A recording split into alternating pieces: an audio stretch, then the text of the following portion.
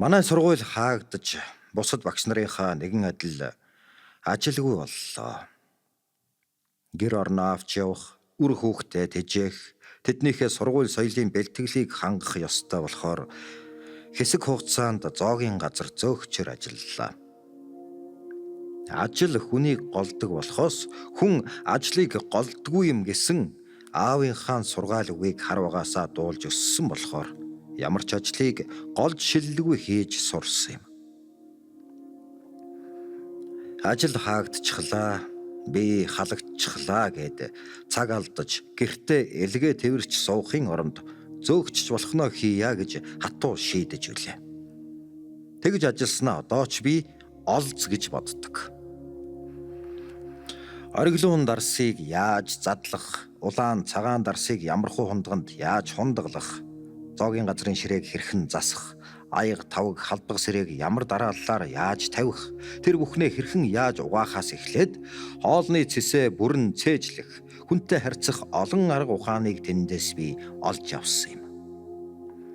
Ресторан, нийтийн хоолны газрын үйлчилгээний соёл, техник технологийн талаар овоо хөрхөн мэдлэгтэй болж билээ. Нэг өдөр ажиллаа хийгээд захиалга аваад явж байтал нэг ширээн дээр нилээд хижээл насны тэгтээ баруун Германы болов гэмээр бас ч гэж чинээлэг байрын эхэмсэг нэгнээр сууж байснаа. Үйлчлэгч хэмээн намайг хуруугаараа холоос дохин дуудлаа. Та кофе захиалах уу гэтэл хайсэ шоколад гэхээс өөр юм хэлсэнгүй. Уучлаарай, ямар кофе гинэ гэд инээмсэглэн дахин лавлтал. Хайсэ шоколад гэж хэлээд их муухай харлаа.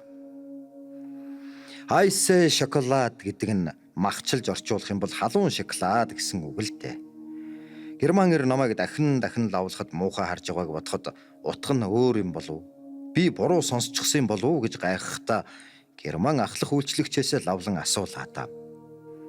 Баруун Германыхан бидний мэдэх сүйтэй халуун какаог хайсэ шоколад гэж хэлдгийг тэгтэл би ойлгож авч билээ. Хоёр Германы зарим нэг үг хэллэг, нэр томьёонд иймэрхүү ялгаа, нэг янзаар хэлээд өөрөөр ойлгодог үг цөөнгүй байлаа. Сурсанд далай, сураагүйд балай гэж манай монголчууд ярьдаг да. Баг гэж голж шиллгүй сурсан бүхэн аминд ордгийн билээ.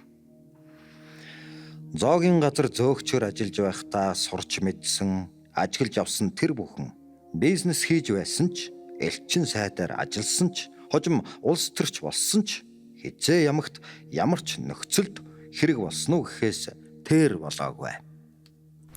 Сонсдог ном Эм бүхэд байршлаа.